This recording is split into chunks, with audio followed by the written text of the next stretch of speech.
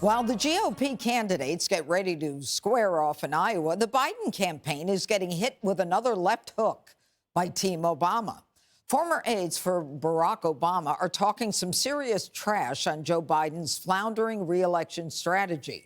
One Democrat telling Politico how ex-Obama aides think the president's campaign ground game is a dumpster fire. Quote, "The vibe was that the campaign didn't have its bleep together.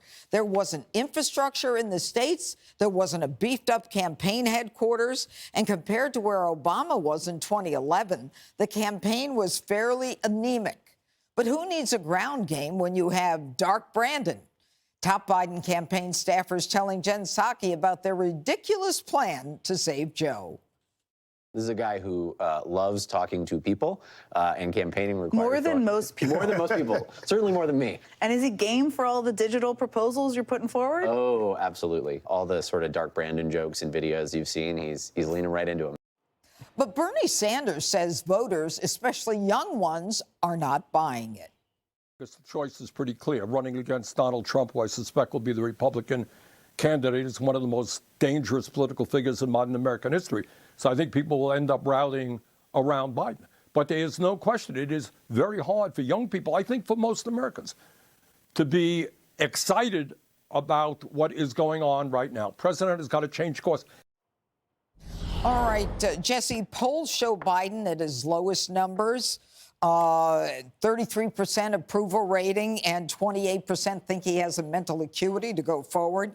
Yet the Biden people, as you just heard, seem to be ignoring that, believing that all they need to do is lay out the stakes. Well, Biden won because of COVID. They didn't produce a record amount of voters. They produced a record amount of ballots. And then everybody sat around for 4 months in their houses and apartments while the ballots got harvested.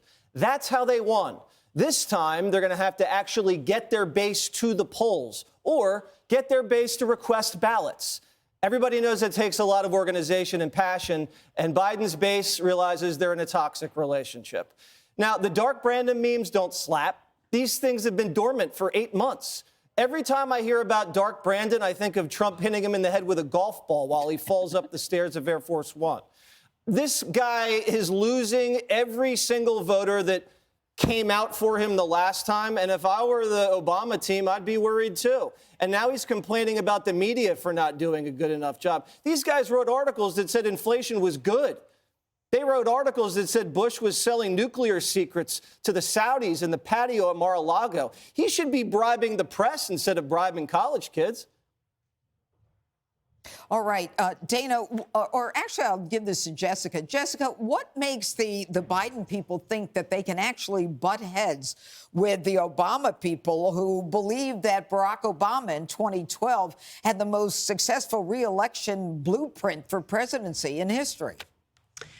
I wouldn't say that they think that they can butt heads with them, but they do have a good record to run on in terms of winning elections. Jesse can say what he wants about 2020. We know Joe Biden is president. Then Democrats went on to win the midterms, shocked everyone, right? The red wave that didn't happen.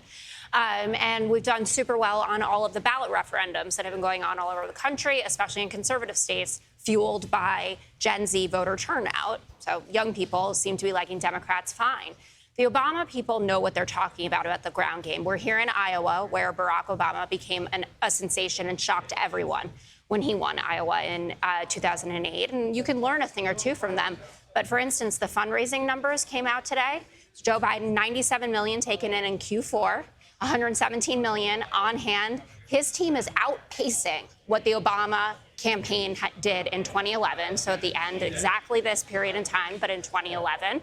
97% are grassroots donations. I've heard, oh, well, that's, Hunter Biden's friends in Ukraine or in China that are sending that money over. No, it's regular people that want to support Joe Biden for president. And if you look at the Real Clear Politics average, Donald Trump is up by 1 percentage point now in the average of the polls. So it doesn't seem that bad within the margin of error. It's going to be close. But the Biden campaign has a lot to be proud of. All right, Dana, there is still a growing divide within the Democrat Party that Joe Biden seems to be out of step with Americans, not just young Americans, not just black Americans, not just minorities, but just about everybody. I have great respect for what the Obama team was able to do, not just the first time when they won in 2008, but when they won re-election in 2012. But I think their attacks on Joe Biden are getting a little tired, and that it's actually getting to the point of being rude. At this point, chirping from the sidelines about how bad they think the campaign is, it's not helpful to Joe Biden. And if they really want to help him, then maybe stop talking about it in the press and suit up, show up, and see if you can help him. The race in 2012 is not the same one as in 2024. There's so many different factors. As to the Jen Psaki interview with the Biden campaign staffers who think that their online social media presence is going to beat President Trump's, when he gets going, have you seen the meme game that President Trump's campaign has had against Ron DeSantis? It has been vicious and it's been funny. I don't know if the Biden campaign is prepared for that kind of energy to turn onto them. I don't think they'll, at this point, could even possibly match it. All right, Greg, you want to wrap it up? Sure. I love the Psaki and those two young consultants pretending that dark Brandon is a thing. The only thing dark about Brandon are his boxers. It is like that. When I looked at that, I swear I thought that was a Babylon Bee video, because it was just like you could just see them lying to themselves. There is this belief or hope that all you need to do is apply the magic of Obama campaign onto Joe's, but there's something missing there. Obama. With him, you had a highly competent, lucid campaigner. You don't have that here. You have a scarecrow held together with twine. This is like telling a runner in your local 5K turkey trot, just imitate Usain Bolt and you'll win. No, it only works for Usain Bolt. The Democratic Party right now is like a used car lot, and Joe is a barely running trade-in. They just need to get him off the lot. Apply some new paint, on the test drive, turn up the radio so you don't hear the engine knocking, and don't go over 25 or the hubcaps will fall off. The Dems and Republicans have an opposite problem. Biden is too weak to fix. Trump is too strong to influence. So Republicans have to accept that you're going to have to let Trump be Trump, because he doesn't change. And Dems have to be like, well, I got this empty bucket, and we have to fill it. How are we going to fill this empty bucket? You can't let Joe be Joe, because that scares the hell out of the voters. We saw him wandering around in that store in Pennsylvania. It was like he was looking for that bright light he was supposed to walk toward. So I think it's a serious problem.